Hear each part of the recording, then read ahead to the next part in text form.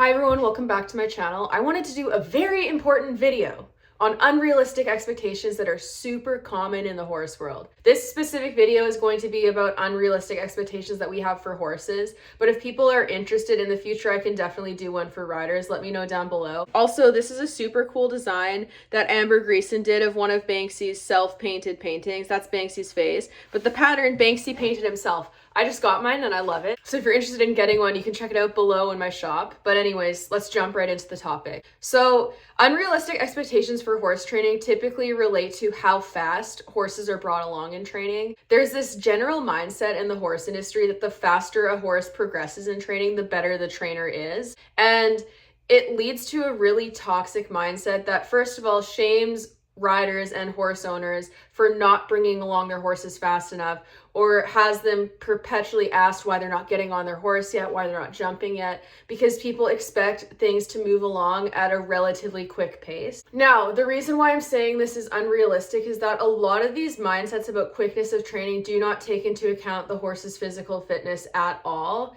And then it leads to inevitably having a time frame that doesn't consider the horse's physical development. So in this, I'm referencing like the whole 30-day start mindset, when horses start jumping, how high they start jumping, the young horse classes, all of these things. It's a very broad issue, but in specific, my issue with it is that a lot of these programs and mindsets do not take into account the horse building the physical fitness level. So I'm going to start with starting horses under saddle for the first time to try to give people an idea of what I'm talking about. The 30-day start mindset is just this general belief that like if you ship your horse to a trainer after 30 days, they should be broke, walk, trot, canter, and you can just get on them and go. And a lot of trainers have successfully done that. I've done 30-day starts on horses in the past, and I don't push them along as fast as other people's programs have, but it was still too fast compared to what I view now as a normal, and let me explain why. So when you're starting a horse under saddle, you're going from having a horse who has never packed or carried a rider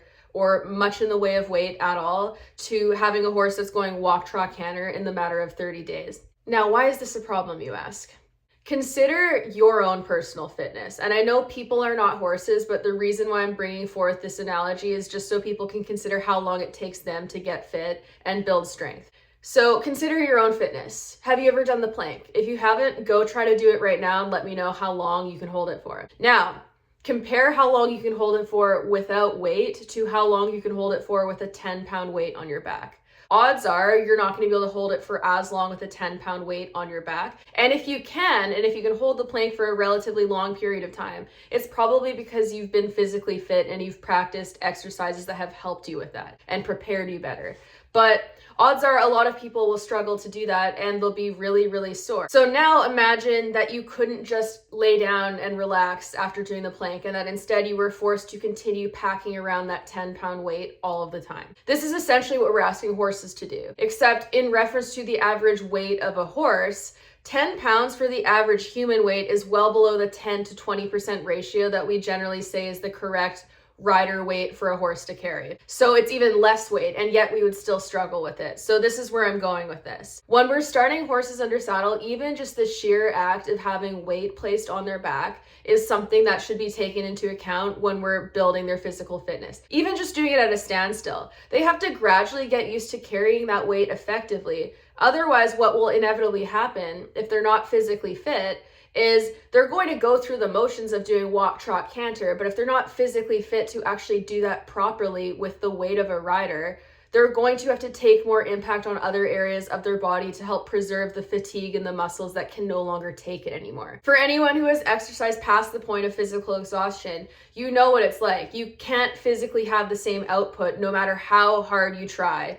It just doesn't happen. And yet we kind of expect that from horses. We expect to be able to just keep asking them for more and more and more and have them accomplish it. Now, they're very strong and powerful animals, but they also still need to build fitness and athleticism. So taking a horse from never packing weight to going around walk, trot, canter for like anywhere from 20 to 45 minutes, or sometimes even an hour at a time, think about how crazily fast that is pushing their fitness program. You would never do that to a human. No good personal trainer worth their salt would take someone from never having worked out to suddenly packing a 20-pound weight on their back while they run around and jump through hoops and like do long distance, highly physical exercise. It just wouldn't happen because it would cause injury. And personally for me, I'm convinced that a lot of the soundness issues we have with horses are the result of quick paced training programs because we really don't consider the fitness building aspect. We just want to move on to the next thing. But the problem is, even if mentally the horse can learn how to do the next thing and can accomplish it,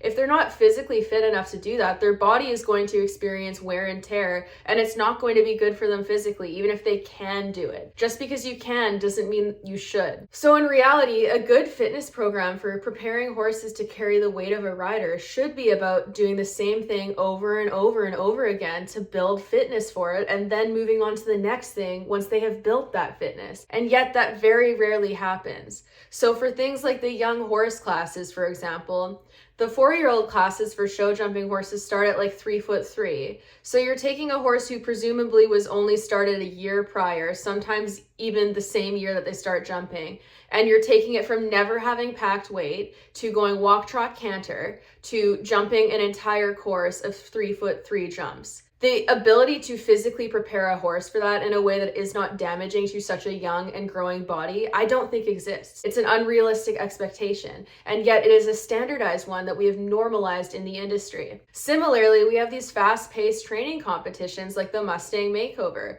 and just purely from a physical standpoint, not even referencing the emotional toll that a Mustang would have going from feral to tame in 3 months and then going to a big show to perform. Purely physical, going from never holding a human on their back to being ridden and prepared in a way that would make them showable and able to win a competition like that is a huge ask. And that's not even getting into the emotional aspect of it, where how they experience that stress mentally and how quick of a turnaround and change that is for their life. It's a huge uprooting of everything they know. And yet we've created this as the norm. It's even gotten to the point where people are shamed for going slow. Like, I have experienced more hate for going slow and taking my time with my horses and enjoying the process than I ever did when I was pushing them too hard, too fast. And that is wild to me. It shouldn't be that way, because going too slow is very unlikely to cause lasting physical injury to your horse or any other issues. It's unlikely to traumatize them, whereas going too fast has no shortage of problems that can arise. So what I hope to do in this video is help other people feel more confident in taking their time with their horses, because it's not a bad thing. I get asked all the time when I'm going to be like riding and jumping Banksy and doing all these things with him. But there's no rush. Like, he has such a lengthy life ahead of him. There's no rush.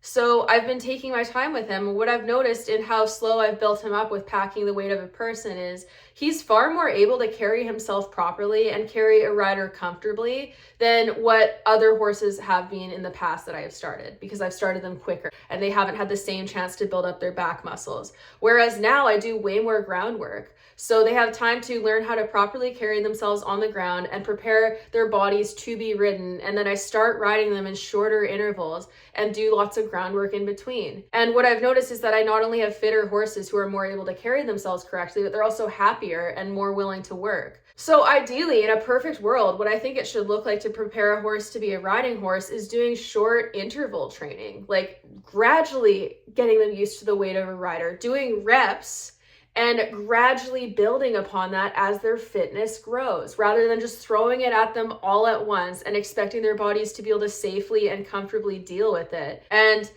if you do take things slow and you build that foundation and they do learn how to carry themselves correctly with a rider, then when you get to the point where you can add on all the fun stuff after you've built this foundation, things are going to go a lot quicker because you've built a foundation that allows the horse to move quicker now because they've built that initial fitness. But that seldom happens in this industry. And we've created a narrative where people feel like they need to do this in order to be viewed as a good trainer, because if they don't do it, people assume that they can't train. Like, I have the luxury of being able to take my sweet time now because I've built my reputation as a trainer now to the point where I can do these things, and I've proven myself. I have nothing to prove to people. I don't need to be on a specific timeline to have them believe that I'm worth my salt as a trainer. But in the beginning, I did have to do that, and I felt very pressured. And there was a lot of times where I'd have client horses and I was being pressured to push them along faster, and I knew it was wrong and I wasn't comfortable with it.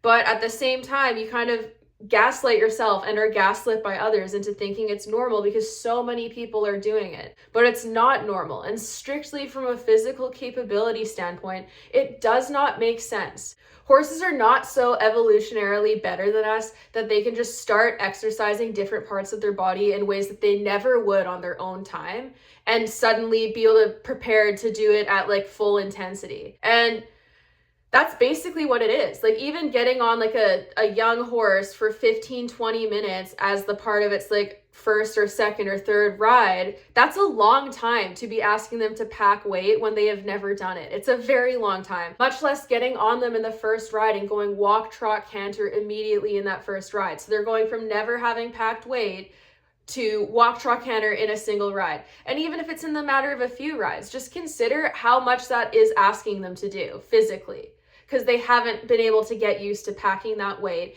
in any reasonable way over a lengthy period of time. So realistically, if we're actually going to properly physically prepare horses, the starting of the horse should look like a slow process where you're initially starting out getting on and off of them on the mounting block, getting them used to balancing properly with the weight of a person at a standstill, and then doing lots of walking to help them build muscle and have shorter rides and get off so that they're not so physically exhausted that they cannot carry themselves properly, because that is what happens with a lot of horses. And I wonder if we did these things where we better prepared horses to carry themselves correctly before rushing them along, if we'd have less horses who had problems with their backs, like kissing spine, or even just less horses getting sway backs at early ages, if we helped them prepare better to properly carry a human in a way that is safe and healthy for them, how much better would their lives and their health be? And so what I encourage people to do is consider structuring your rides and your training with your horse the way that you would want your physical fitness program to be structured. And consider how much of an ask it is to ask them to pack around the weight of a human for lengthy periods of time all at once. And if anyone tries to make you feel bad for not doing that, understand that it's a projection of their own insecurities onto you. Because realistically, they shouldn't care if you're taking slower with your own animal. Like, who cares? The reason why people get upset is because there's this entrenched mindset that that's the way it needs to be done. And when people sway from that, it makes them feel uncomfortable. So then they want to make you feel uncomfortable. So you go back in line. But it doesn't make any physical sense. Like, mammals are very similar physically overall, and there's not really any reason to believe that horses are more physically able to do things that their bodies were not made to do without preparing for it. Like, at the end of the day, horses were not made to be ridden. We just decided to ride them. And if we're going to do that, we owe it to them to actually prepare their bodies properly instead of rushing them along and potentially risking long-term effects like career-ending injury and other health issues down the line. And realistically, the sacrifice you have to make in the short term really pays off long term, and it's not that much of a sacrifice. It'll make you a better horse person. When I learned how to enjoy and continue doing groundwork on a more regular basis, it made me a better horse person, and it completely reformed how I handle and train my horses. I vastly underestimated how useful it was for so many years, and I missed out on a lot of good learning for my horses, and I had a lot of mistakes made because of that. So please consider how much you're physically asking of your horse and whether or not they've had a reasonable amount of time to build that fitness in the first place. Because the act of carrying a rider is one of the hardest things they're ever going to have to do physically. Like, just going around walk, trot, canter on its own, no problem. Building the fitness for a horse to do that even for lengthy periods of time wouldn't take very long. But building the muscular fitness to properly carry a rider for extended periods of time is something that will take time to build. And if you're not willing to put the time in, it might be worth reconsidering whether or not you should be getting a horse that isn't already at that point. We really need to reevaluate our expectations and what we view as realistic and fair to the horse in terms of timelines for training, because we don't really consider the physical fitness aspect. I think a lot of people fixate on cardio fitness, which horses have really great cardio fitness typically, but we don't look at the strength training involved for their core and their back and the entirety of the thoracic sling for them to carry a rider properly. We don't consider how long it would take to actually build the muscle and endurance to do that for extended periods of time.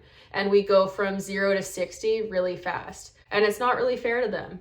So reconsider your timelines and reconsider the timelines you watch in the horse world, because just because a lot of people are doing something doesn't mean that it's the best way or the most correct way or the kindest and most ethical way to handle horses. Anyways, thank you for watching, and yeah, happy training, but pick a reasonable timeline, please.